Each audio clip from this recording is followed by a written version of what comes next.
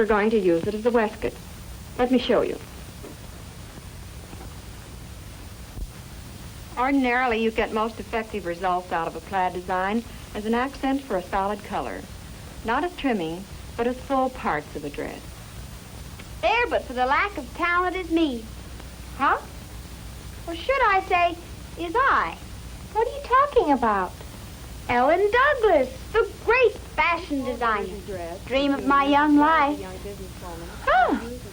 Well, it just goes to show you what I don't know about my own sister. What stopped you? I found out it takes talent. Something I seem to be fresh out of. So I went off to the big city and became a secretary, where they only ask for brains. Oh. Then is that why you finally decided to come home and marry Bill Porter? Fresh! I'm getting married because I happen to be in love. What's more, I've got brains. But it'll be nice to be just a housewife where there'll be no great demand for either talent or brains. Why, Ellen Douglas, that's the silliest thing I've ever heard you say. Of course you don't mean it. Certainly I mean it. All you have to know is what switch to turn, what buttons to push, and what cans to buy. Does Bill know he's marrying a can opener instead of a wife? Bill? He's in love with me. He'll never know the difference. What are you making? Jelly. Home economics assignment. We make them over the weekend and bring them into class Monday morning. Now who's being silly? Learning how to make jelly when all you have to do is go down to the grocer's, pick out any kind you want in a jar. Would you rinse this out for me, please? Sure. Not just learning how to make jelly. Learning how to make a home. Oh, Susan, you sound like my grandmother, not my kid sister. Well, it's true. You'll find it out once you're married. Oh, thanks. I see. And being an old married woman, you know all the answers. Well, I know that much. Oh, honestly, Ellen, I don't think it's a bit smart talking the way you do. Well, you've got brains, and I know you've got talent, too. There's certainly plenty of ways of using them both in making a home. Well, you could make a wonderful wife. I intend to, my pet, but not because of the way I squeeze a mop or flip a dust cloth. Is house cleaning all you think of in connection with making a home? It's all I don't want to think of. Goodness, aren't you using too much sugar? Huh. How would you know what's too much sugar? I was Mother's little helper when you were a howling brat, remember? And I still think that's a lot of sugar. Not for the jelly I'm making. Anyway, not for the way I'm making it. I had this same argument with Mother right here back at the beginning of the term. I thought I smelled strawberries. Strawberry jelly? Mm-hmm. I didn't think that was possible. Seems to me I remember Mother saying something about strawberries not having enough, what do you call it?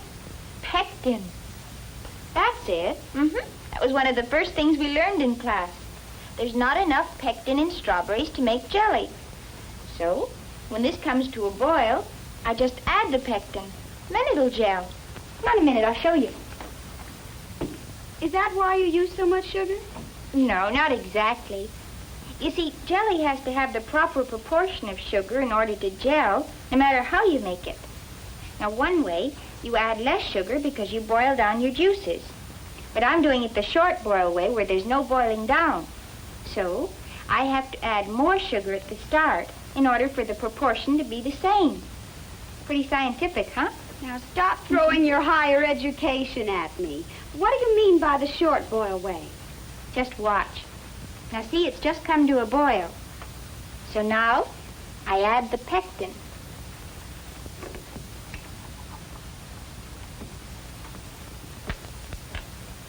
And I only use half a bottle.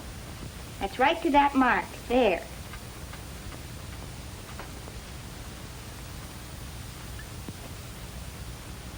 Now I let it come to a full rolling boil again. It won't take long. You like to cook, don't you, Pet? Oh, it's not just liking to cook. It's more. It's accomplishing something. It's me cooking. Me, Susan Douglas. And not just cooking, but, well, creating something special. Oh, I wish Miss Holland could talk to you. She could say it so much better than I can. Who's Miss Holland? She's my home economics teacher. Oh, there. Now it's come to a full rolling boil. And it boils for only a minute. That's the short boil method, which is only possible when you add pectin, as I did.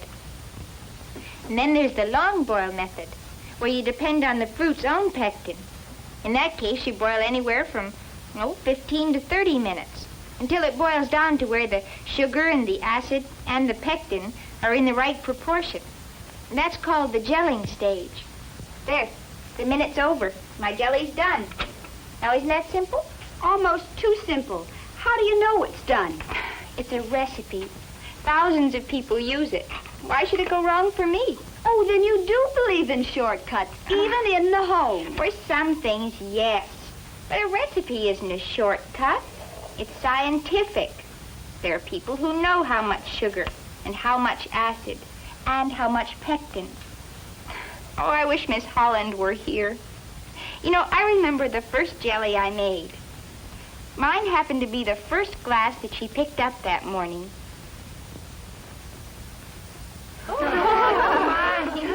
Well, there's one nice thing about it happening in class. Here it's part of our learning. At home it would be a minor tragedy. We'll come back to this again, but there's one thing we can be pretty sure of. There was too little of either sugar or acid or pectin. Not enough of any one means soup instead of jelly. Now let's see how this peach jelly is.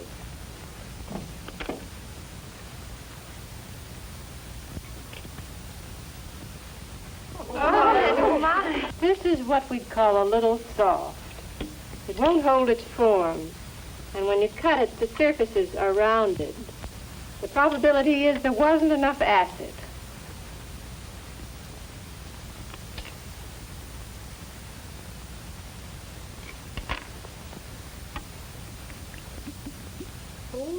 That's a nice one. Just stiff enough to hold its shape. And when you cut it, it cuts easily with sharp, clean-cut angles. It has a clear, delicate color. It's very good.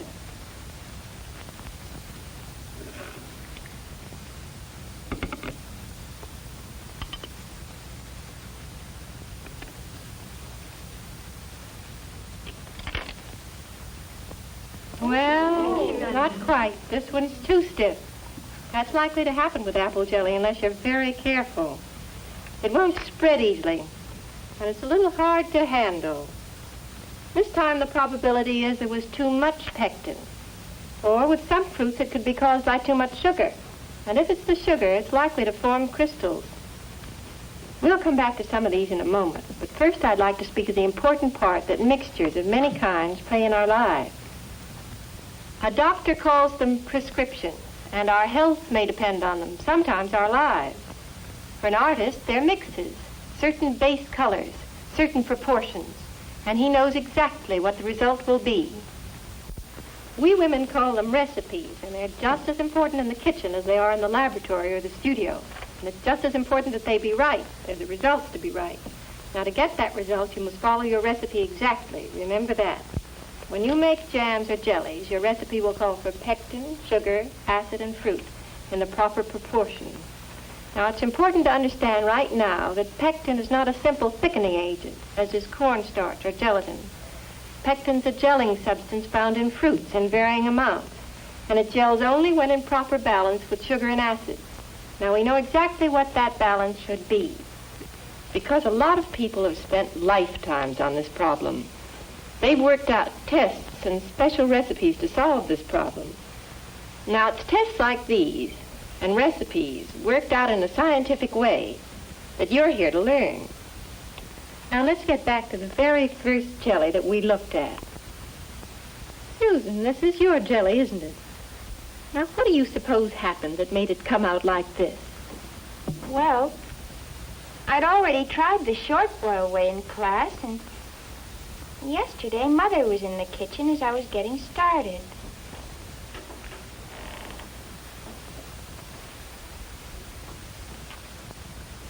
You know you can do a short boil. You've already done it.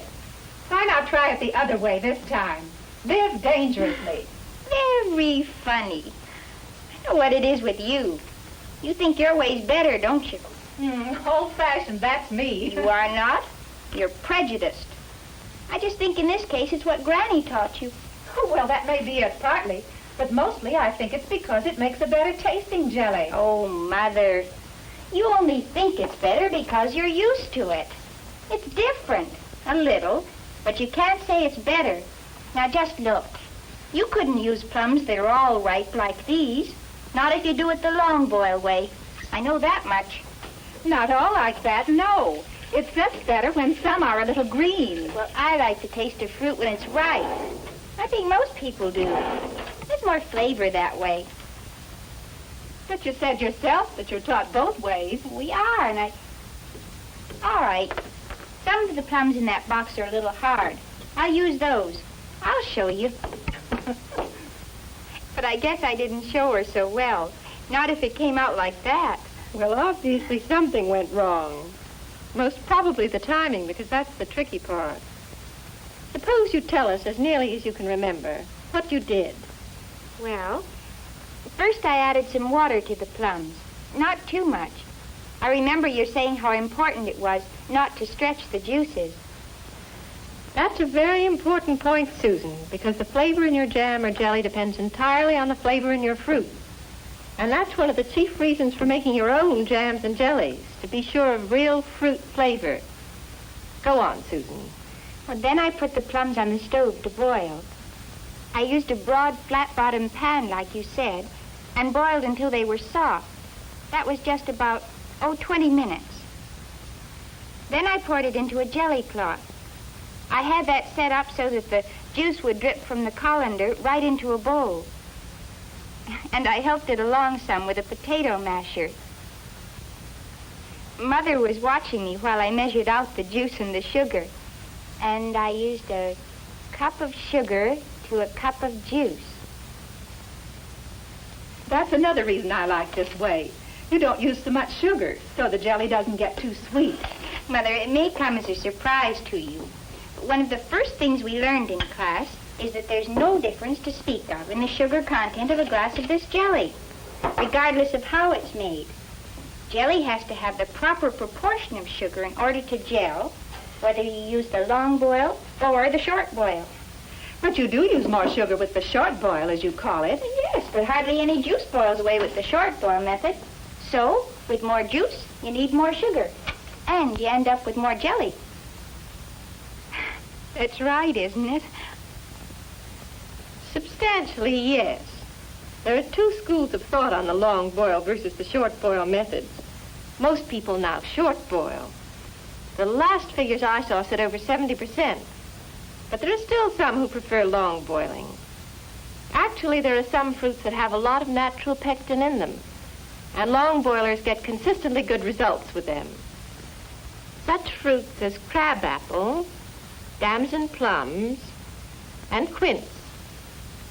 But in most fruits, the amount varies, and some never have very much pectin at all, like strawberries, pineapple, peaches, even grapes are uncertain. Such fruits must have pectin added if they're to gel properly, and there the short boil method is decidedly the answer. So we teach both methods and let you make your own decisions.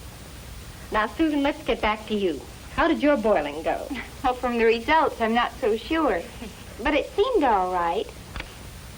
It finally got to the point where the juice slid off the spoon in 2 drops and formed a sheet, just the way you showed us. It looks right to me. I think it's boiled long enough.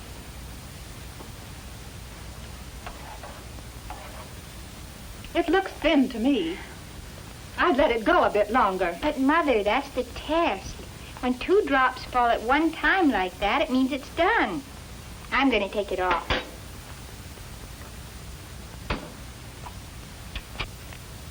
So I did. But I guess my mother was right. Yes, I'm afraid she was. But that doesn't mean the test itself was wrong.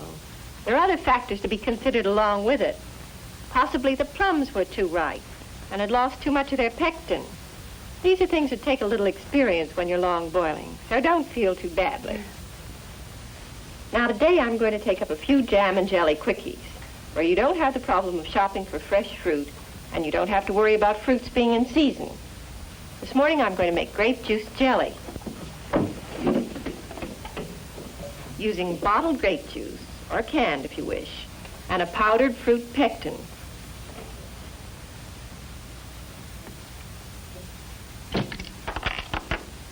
One pint of grape juice, 1 cup of water, 1 package of powdered fruit pectin, then place over heat and stir until the mixture comes to a hard boil. Because powdered pectin will not dissolve in sugar, this must always be done before the sugar's added. This takes 3½ cups of sugar. That's 1.5 pounds. It needs occasional stirring to keep the sugar from sticking to the bottom. But to be on the safe side, and because the time's comparatively short, you just keep stirring until it reaches a full rolling boil. This can't be stirred down. You boil it for only 1 minute, and a minute later your jelly is done. Skim the foam. It's just fruit protein and air, but your jelly will look better without it. And you have about 7 medium glasses of jelly. A medium glass holds 6 fluid ounces, or about 8 ounces of weight. So in just 15 minutes or less for the whole process, you're pouring paraffin seals on 7 glasses of jelly. And you can do it with any bottled or canned fruit juice that you like. Now here's a glass of jelly, which I made exactly the same way on Friday after class, so that you could see just what the results would be.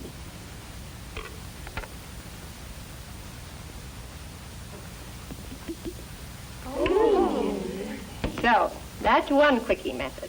And there are at least 2 more that you'll find very handy from time to time. I found one being used just the other day in the kitchen of a woman who's been making her own jams and jellies for 30 years, yet now depends almost entirely on frozen fruits. I'll show you my jellies and jams. Any kind I want, any time we want them. The fruit is clean, it's ripe, economical, the pick of the crop, and there are exact recipes made up for just these packages. On the other hand, there's young Martha Eldridge, who lives in the apartment downstairs. She makes wonderful jellies and jams using just the dried fruits. You can start out with 1/2 pound of dried apricots and end up with 11 glasses of a tasty apricot jam, costing me about 9 cents apiece. Of course, I make other kinds of jams and jellies, too, because I use them in lots of ways, not only as a spread for bread, like a tapioca parfait, on muffins or biscuits, jelly turnovers, and, of course, the old-fashioned jelly roll is my husband's very favorite dessert. And jams and jellies do simply wonderful things as garnishes for meats and poultry. With lamb, grape or plum, or of course the classic mint jelly. Spiced peach jam with pork. Cherry or raspberry jam, or the new orange jelly with chicken or turkey. There are at least 100 different jams, jellies, and marmalades that can be made with generally available American fruits, and dozens of ways to use every one. And we can start right here with strawberry jelly, my scoffing sister. Now, there's something you won't find in many stores. And if you could, it would cost you much more than if you made it yourself. Who's scoffing? Just you look.